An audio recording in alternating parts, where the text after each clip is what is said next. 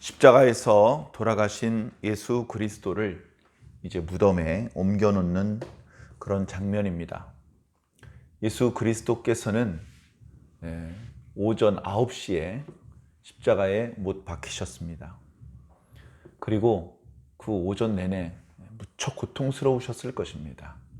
그리고 지나가는 사람들, 그리고 제사장들과 장로들과 서기관들, 심지어는 함께 못 박혔던 자들에게까지 모욕적인 말을 하는 것을 들으셔야 했습니다. 야, 네가 구원자라며.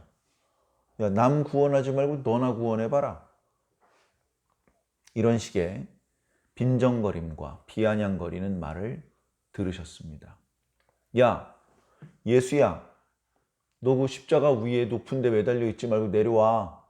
지금 뛰어 내려오면 우리가 널 믿어줄게. 그렇게 말하는 사람도 있었습니다. 예수님께서는 불쾌하셨지만 참으셨습니다. 뛰어내려오실 수 있는 능력이 없는 것이 아니었지만 뛰어내려오지 않으셨습니다.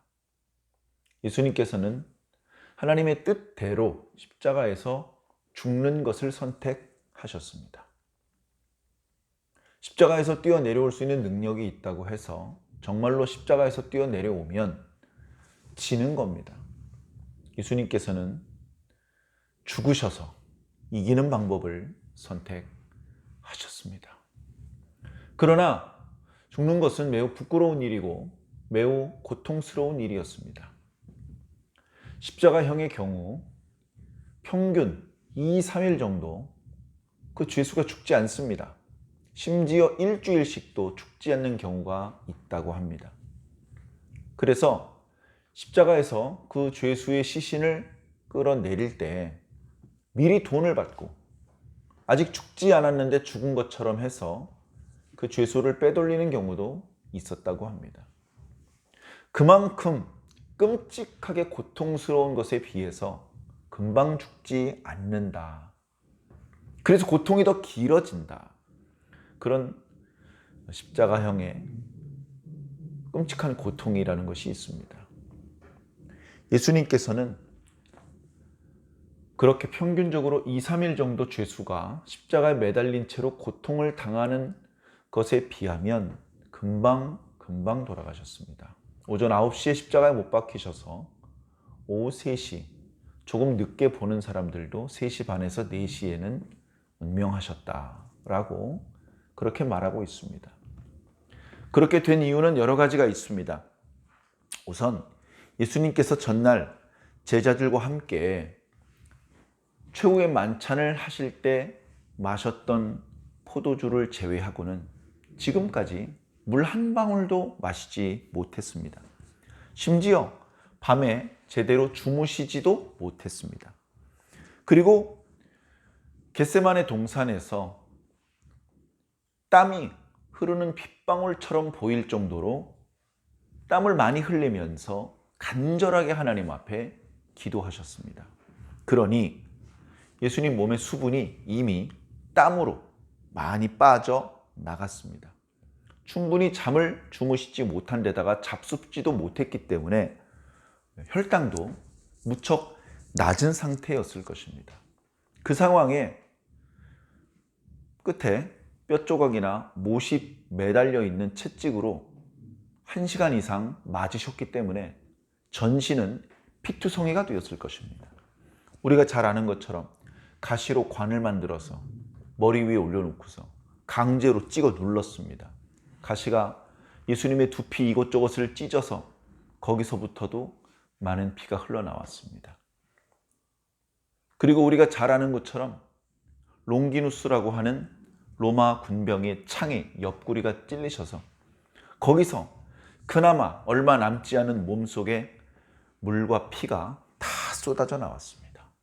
당연히 손과 발의 못자국에서도 피가 났겠죠. 예수님 몸 안에 물기가 안 남아있게 다 쏟아져 나온 겁니다. 바로 우리의 죄를 대속하기 위해서 한 방울도 남기지 않고 당신의 피를 이 땅에 쏟아주신 것이죠. 그리고 그것은 무척 끔찍한 두려움과 공포를 동반하는 그런 고난이었습니다. 그래서 예수님께서는 오후 3시쯤 됐을 때에 큰 소리를 내 지르시더니 숨을 거두셨다라고 마가복음은 기록하고 있습니다. 그때 하셨던 말씀은 요한복음에 보면 다 이루었도다. 아버지여 내 영혼을 아버지 손에 부탁드립니다. 그런 말씀을 하시고 숨을 거두셨습니다.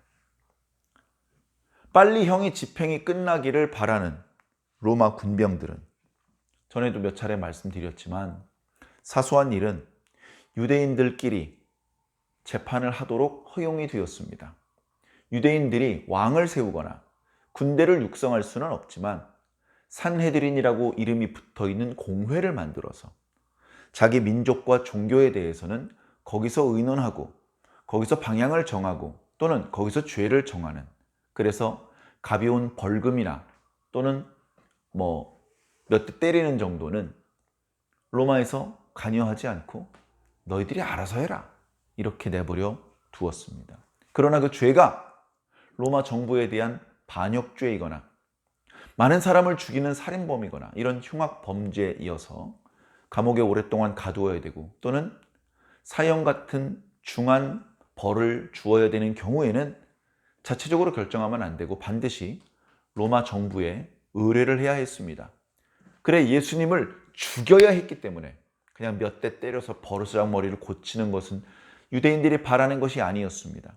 속된 말로 숨통을 끊는 것이 유대인들이 바라는 것이었기 때문에 예수님에게 누명을 씌워서 빌라도의 법정에 세웠던 것입니다.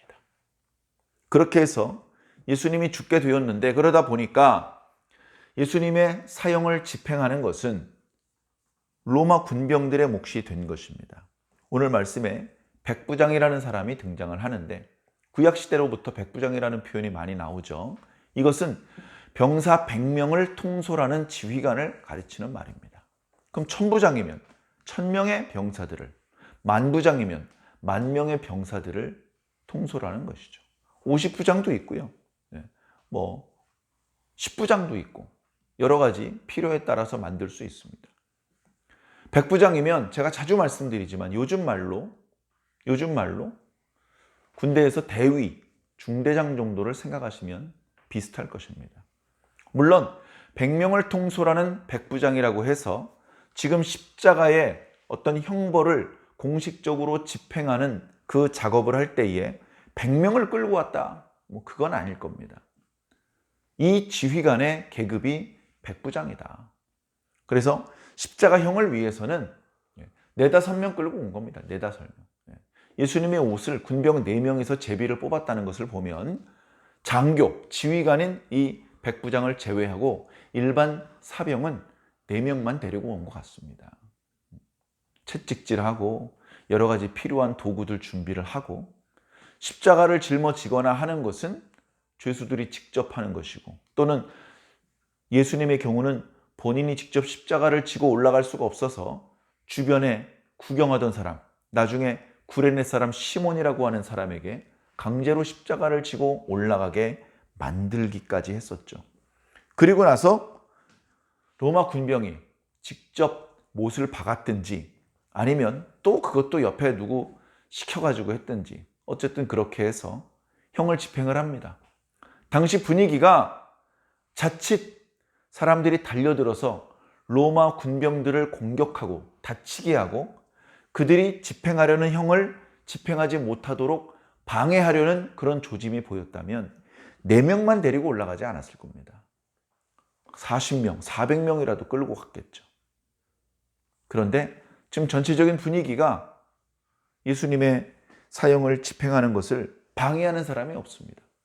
그러니까 막 사주 경계를 하면서 어떤 사람이 방해를 할까 눈을 힘을 주고 주변을 둘러보고 그럴 필요가 없는 것입니다.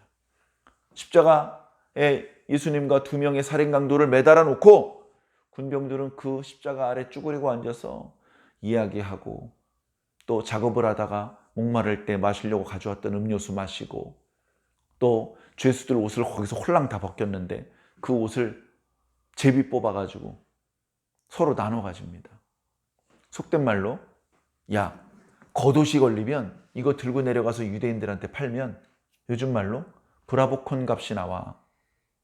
야, 땀 흘리면서 여기까지 왔는데 브라보콘이라도 먹어야지. 야, 제비 뽑자 해가지고 예수님께서 입으셨던 옷을 제비를 뽑았다는 그런 장면도 기록되어 있는 것을 보면 그렇게 군병들을 많이 데리고 올라온 것은 아닌가 봅니다. 예수님께서는 이미 큰 목소리로 소리를 지르고 죽으셨습니다. 머리를 떨구셨고 막대기로 툭툭 쳐보아도 전혀 살아있는 기색을 보이지 않습니다. 그리고 아무리 속이려고 해도 숨을 쉬어야 되기 때문에 배가 불렀다 꺼졌다 불렀다 꺼졌다 하는 것을 보면 아직 숨을 쉬고 있구나 이걸 알 수 있는데 예수님은 오랫동안 지켜보아도 전혀 숨 쉬는 기색이 보이지 않습니다. 아, 죽었구나. 그래서 이 형을 빨리 종료시키기 위해서 아직 죽지 않은 사람을 자연스럽게 죽을 때까지 2, 3일 동안 기다리지 않고 요즘 말로 오한마 같은 커다란 망치로 넓적다리를 박살을 내버립니다. 그러면 안으로 엄청난 뇌출혈이 발생하면서 십자가에 매달려 있던 죄수가 빨리 죽게 됩니다. 그렇게 망치로 넓적다리 뼈를 꺾어버리는 것은 죄수에 대한 은혜를 베푸는 행동이다. 그렇게까지 알려질 정도로 십자가형은 무척 고통스러운 형벌이었습니다. 자, 그런데 예수님 좌편에 또 우편에 있는 강도의 넓적다리를 꺾어버렸는데 예수님의 넓적다리도 꺾으려고 보니까 이미 죽었습니다. 옆구리에서 창으로 찔렀던 자리에서 피와 물이 쏟아져 나오다가 이젠 더 이상 아무것도 안 나옵니다. 그리고 그 주변을 보니까 말라갑니다. 아이, 죽었어. 그래서 예수님의 뼈는 꺾지 않았습니다. 그런데 성경을 자세히 보니 그의 뼈가 꺾임을 당하지 않을 것이다 라고 구약에 예언되어 있는 그런 말씀도 있더라고요. 그래서 그것조차 하나님의 말씀, 구약 성경의 말씀을 성취시킨 사건으로 기록됩니다.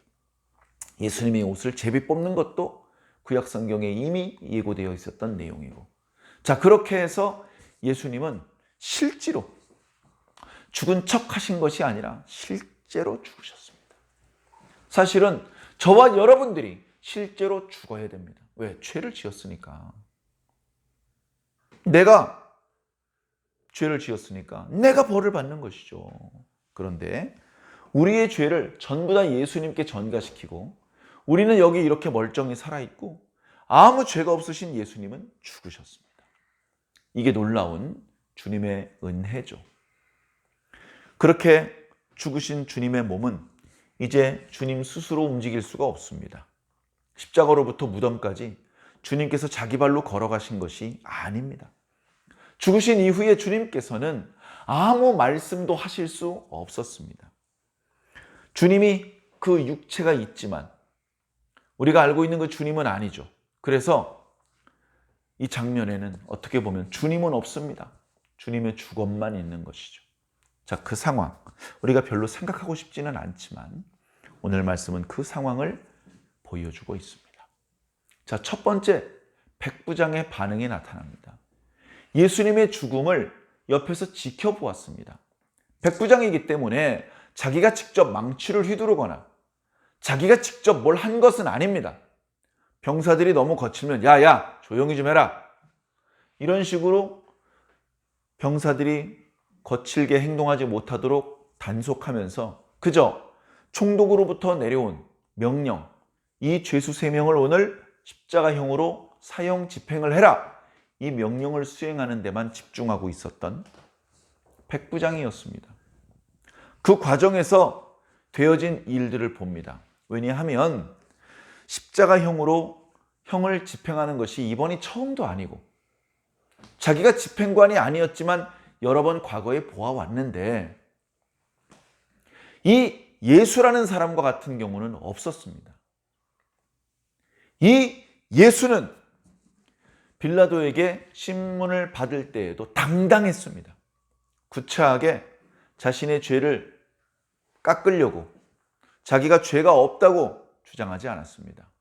어쩌면 얼마든지 예수님께서는 스스로 자신이 죄가 없다는 것을 밝힐 수 있으셨을 텐데도 불구하고 입을 다무셨습니다. 입을 다무셨습니다. 아무 말도 안 합니다. 오죽하면 빌라도가 그러지 말고 뭐라도 좀 말을 해보거라. 저놈들이 저렇게 너를 고발하고 있지 않느냐. 나는 네가 죄가 없다는 걸 안다. 그러니 너 자신이 결백하다고 나에게 얘기를 좀 해라. 예수님께서는 끝까지 입을 다무셨습니다. 죽음을 피할 생각이 없으셨기 때문에 그렇습니다. 그 모습을 이 백부장도 옆에서 보았던 것입니다. 이야, 이런 사람이 있나? 보니까 잘 씻지 않아서, 그리고 제대로 갖춰 입지 않아서 복장이 남노하고 그저 가난한 유대 청년같이 보이지만 저 사람의 눈빛과 언변과 행동 거지는 왕족이나 다름없다. 야, 위엄이 있어. 기품이 있어. 권위가 있어. 더군다나 이 백부장이 깜짝 놀랐던 것은 제6시, 그러니까 낮 12시로부터 오후 3시까지 이 땅에 흑암이 임하여 어두워진 것입니다. 낮 12시는 가장 밝아야 되는 시간인데 그때 어두움이 임한 겁니다. 많은 사람이 놀랐습니다. 야, 이 시간에 왜 이렇게 어두컴컴한 거야? 먹구름이 낀 것보다도 더 어둡잖아. 더러는 두려운 마음이 들기까지 했던 것입니다. 그러나 그 어두움은 예수 그리스도의 고난을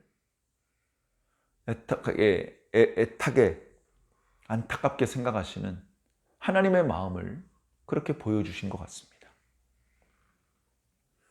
그래, 성전의 휘장이 찢어져서 두 조각이 된 것까지는 볼 수 없었겠지만 예수님 자체에서 드러나는 그 위엄, 그리고 하늘이 이렇게 오랫동안 어두워지는 이 신비한 현상, 이런 것들을 종합해 보았을 때 이 사람은 보통 사람이 아니다. 이 사람은 정말로 죄인이 아니고 억울하게 죽은 사람인 것 같다. 그런 감정을 오늘 말씀에 이렇게 표현하고 있습니다. 아, 이 사람은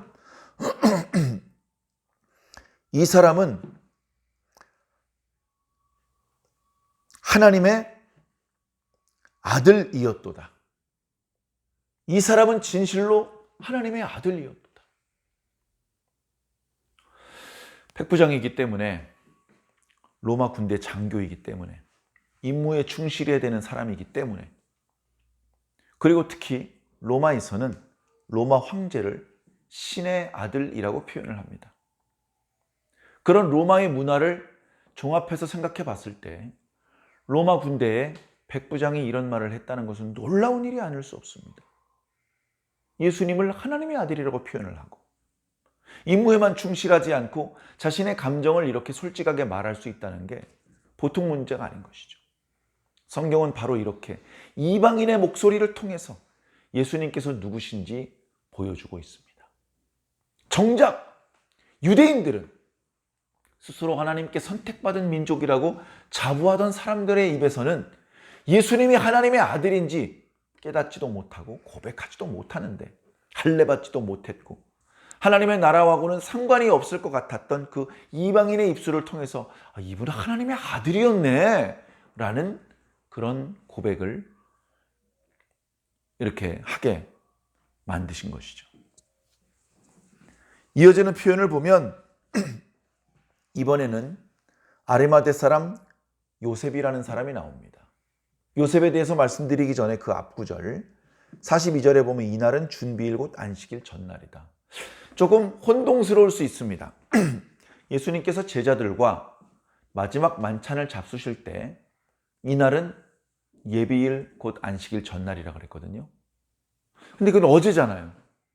어제도 안식일 전날이고 오늘도 안식일 전날이고 이게 좀 앞뒤가 안 맞는 것처럼 역시 오래된 글이다 보니 착오가 있구만 이렇게 느낄 수 있을 것 같습니다만 착오가 없는 정확한 표현입니다. 왜냐하면 유대인들은 해가 떨어지면 날짜가 바뀌어요. 그러니까 전날 오후 6시가 넘어서 예수님은 제자들과 함께 다락방에 올라가셔서 마지막 만찬을 드셨습니다. 그러니까 그때는 안식일 전날이에요. 그죠? 그리고 그날이 계속 지금 이어지고 있는 겁니다. 이어지고 이날 해가 떨어지면 그러면 이제 안식일이 시작되는 것이죠. 아직은 안식일 전날인 것입니다. 이제 예수님께서 돌아가신 시간이 오후 3시라면 안식일까지 불과 3시간 남았어요. 예수님께서 돌아가신 시간이 오후 4시라면 이제 안식일까지는 불과 2시간밖에 남지 않았습니다. 그렇다면 십자가에서 시신을 끌어내리고, 그죠? 그것도 여러 가지 시간이 걸리지 않겠습니까? 시신을 깨끗하게 닦고, 그리고 이제 수의를 입히고, 무덤에 옮기고, 안장하고, 이 작업을 하는데 시간이 많이 걸리지 않겠습니까?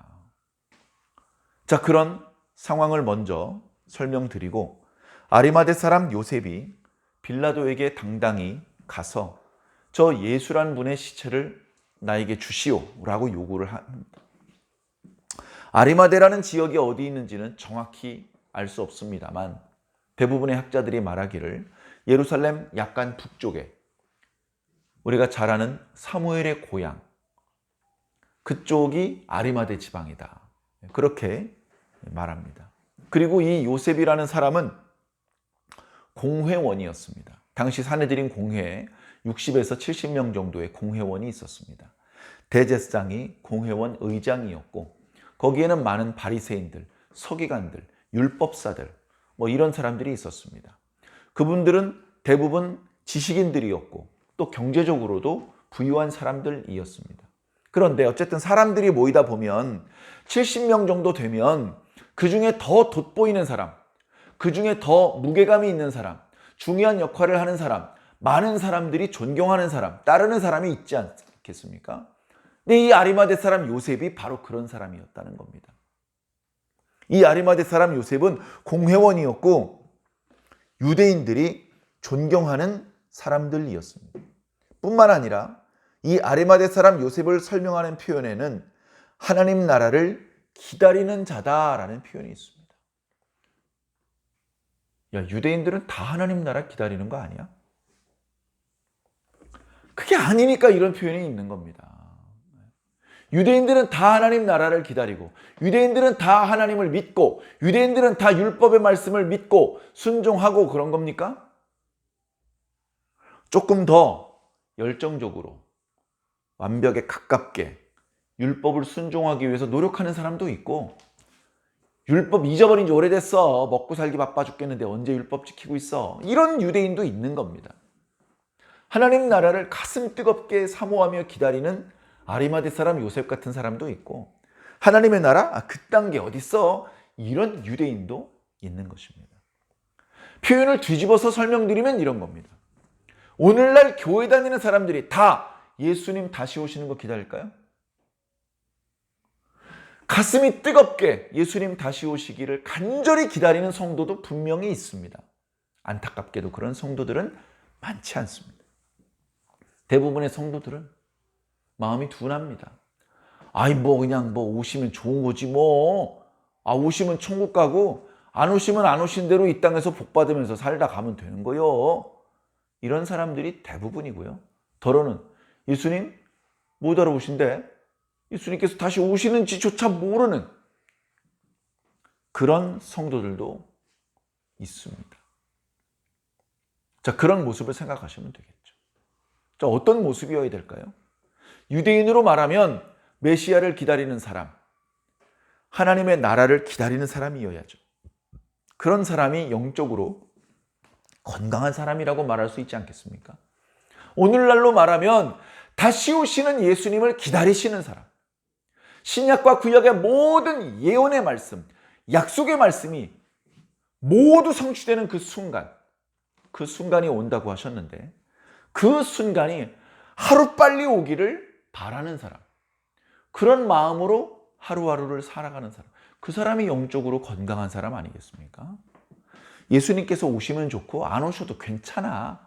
이런 사람이 건강한 사람일까요? 그렇지 않습니다. 그렇지 않습니다. 하나님 나라는 가면 좋고 안 가도 괜찮아. 여기 있는 아파트도 50평짜리야. 그런 사람은요, 천국에 못 갑니다. 천국에 못 갑니다. 너무너무나 가고 싶은 곳이 천국이어야 됩니다.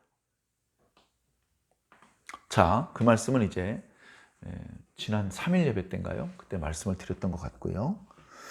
자, 그 요셉이 빌라도에게 그 십자가형으로 죽은 예수라는 분의 시신을 요구하니까 빌라도는 정말로 죽었는지를 확인합니다. 야, 벌써 죽었어? 야, 이거 한 6시간 정도밖에 안 지난 것 같은데 보통 2, 3일 가잖아. 벌써 죽었어? 전에처럼 죽지 않았는데 죽었다고 보고하고 그 시신을 빼돌리고 이런 문제가 생기면 안 되기 때문에 그 형 집행을 담당한 백부장한테 물어봅니다. 그 예수라는 사람 죽었나? 네가 옆에 있었으니까 알 거 아니야. 예, 죽었습니다. 여러 번 확인했습니다. 죽은 게 확실합니다. 아, 그래? 그래, 가져가. 허락을 해 주었습니다. 그래서 로마 군병들 그리고 아리마대 사람 요셉이 부리는 종들의 손에 의해서 십자가로부터 예수 그리스도가 내려졌습니다. 십자가를 세워놓은 채로 내리는 게 아니고 십자가를 먼저 땅에다 눕혀놓고 예수님 몸을 묶었던 밧줄을 풀고 예수님 손과 발에 박아놓았던 못을 빼고 그리고 예수님의 몸을 닦습니다. 유대인의 장례법에서 시신의 몸을 닦는 것을 빼고는 장례가 진행될 수가 없거든요. 물론 꼼꼼히 닦기 어려운 상황이었을 것입니다. 그러나 최선을 다해서 예수님의 몸을 닦고 수의로 쓰기 위해서 한 번도 다른 용도로는 사용되어 본 적이 없는 세마포를 준비해 와서 그것으로 예수님의 몸을 쌌습니다.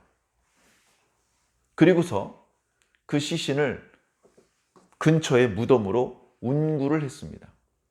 시신의 몸에 직접 손을 대면 7일 동안 부정해집니다.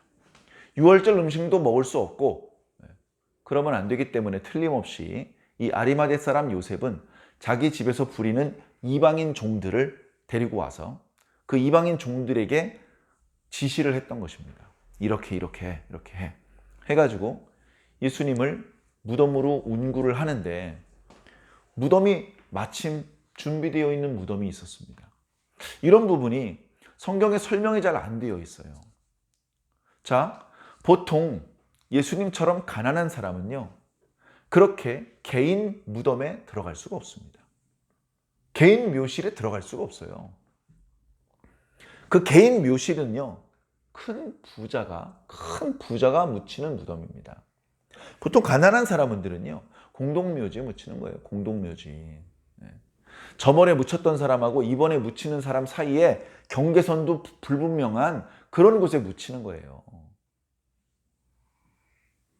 땅을 파보면 깨끗하게 이번에 돌아가신 분을 매장할 수 있는 그런 공간이 나오는 게 아니고 전에 묻혔던 사람의 유골이 나오는 그런 데다 묻히는 거란 말이에요. 기록에 의하면 예루살렘 주변에 이런 형태로 된 무덤이 900여 기가 발견이 되었습니다. 900여 기. 그 중에서 둥그런 돌로 그 입구를 막는 형태의 무덤은 4개밖에 없어요. 그러니까 지금 예수님께서 묻힌 이 무덤은 거의 왕족이나 큰 부자들이 묻히는 그런 무덤이었습니다. 그래, 모든 학자들이 이구동성으로 얘기합니다. 이거 아리마대 사람 요셉의 무덤이야. 아리마대 사람 요셉처럼 영향력이 있고 사람들의 존경을 받고 하나님께 복받아서 큰 부자가 된 사람, 그 사람이 자기 가족들을 위해서 준비해 놓은 무덤이야. 근데 그 무덤을 아낌없이 예수님 앞에 바친 거야. 그러니까 아리마대 사람 요셉의 행동을 보면 이 사람이 앞부분에 등장하지는 않았지만 예수님의 모습을 관심 있게 지켜보았고 예수님의 가르침을 찾아서 통해서 듣고 있었고 그래서 예수님을 사랑하고 흠모하는 마음이 있었던 것입니다. 예수님께서 죽는 것을 막아들이지 못한 죄송한 마음, 예수님을 사랑하는 그런 마음이 이 아리마대 사람 요셉으로 하여금 종들을 이끌고 나와서 예수님의 장례를 치러드리는 역할을 하게 만들었습니다. 요한복음에 보면 니고데모라고 하는 바리새인도, 그 사람도 향품을 가지고 와서 예수님의 장례를 도왔죠. 그러면 어떻게 됩니까? 저 친구 왜 저래 저거? 그동안 그 사람이 예수님을 믿는다는 사실이 알려져 있지 않다가 이제 그 들통이 나는 것이죠. 그 드러나는 순간입니다. 사회적으로 매우 곤란해지고 불편해지는 순간이 될 수도 있는데 그런 거 개의치 않고 더 이상 숨어있지 않고 자신을 드러내가면서 예수님의 마지막 길을, 가시는 길을 보내드리는 것이죠.